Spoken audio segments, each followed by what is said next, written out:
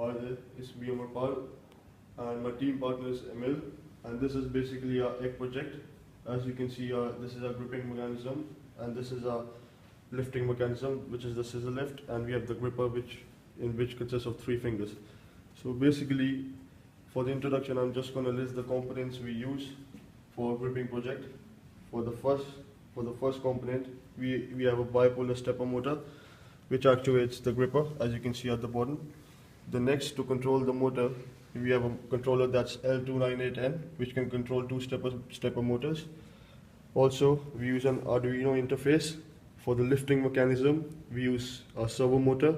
We use an IR sensor to measure the distance for sending the gripper down to grab the egg. And the last is, we use some force sensors, some light-dependent resistors, and my Rio, which is programmed in LabVIEW for the control architecture. Okay, in this part of the video, I want to explain the components and why we use these components. So first of all, I want to talk about our stepper motor we use. So this is a bipolar stepper motor. It has bidirectional flow of current, which flows through the entire winding. It's completely opposite to the unipolar stepper motor, in which the current flows through half of the winding because it has a center tap. The reason why we need the bipolar stepper motor over there is because we need it for low position control tasks. It generates low torque at low speeds for the gripping mechanism. We don't want the gripper to go quickly and break the egg. So that's why we use the bipolar stepper motor over there. And also, in low torque, it has low torque, as I said, so it's suitable for us.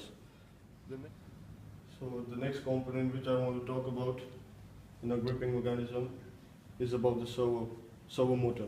So we use a servo for scissor lift mechanism, and this servo, we use a servo motor which produces a torque level of 16 kilo per centimeter, which is suitable for a scissor lift mechanism.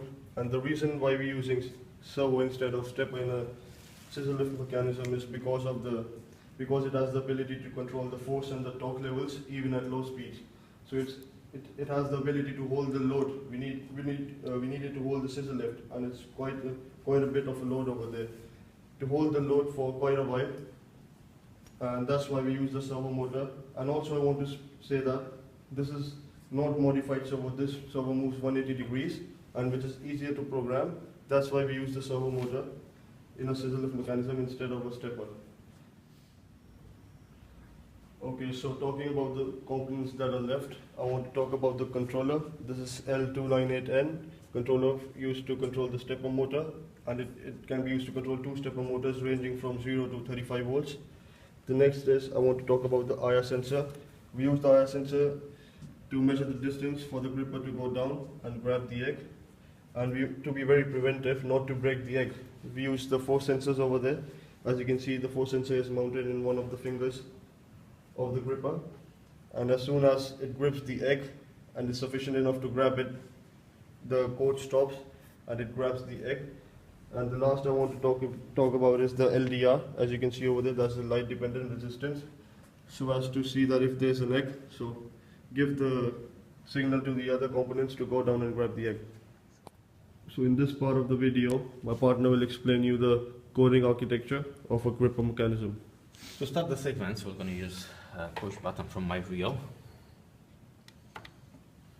And as you can see, we have the indicators for LDR1, LDR2, FSR, and IR sensor. The range indicator for range is IR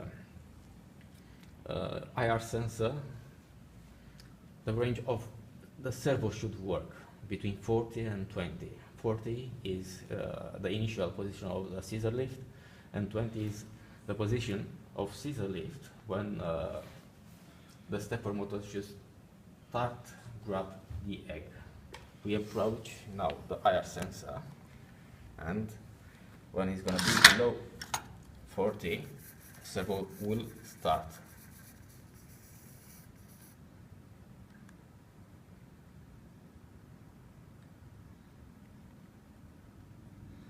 As we can see, it started stepper motor, and FSR sensor should stop the stepper motor, and the next sequence, servo should come back to initial position.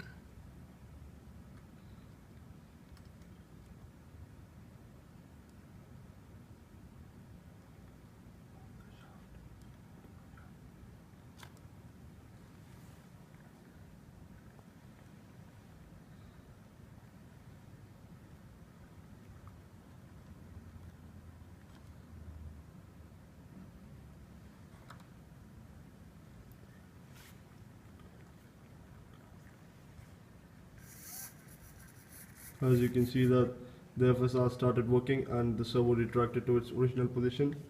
And as you can see, I'll show you the code. And as you can see, the code stopped working, and it grabbed the egg.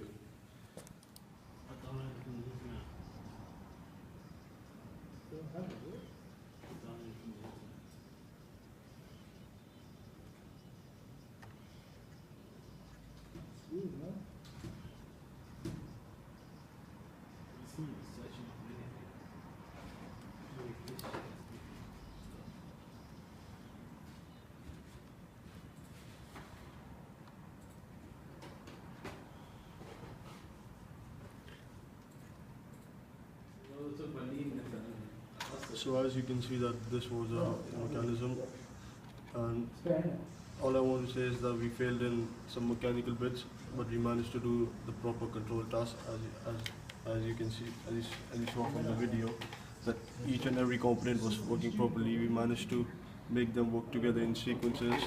Our control architecture was good, but we failed in our scissor lift mechanism. So that was a bad part, but we completely finished the gripper.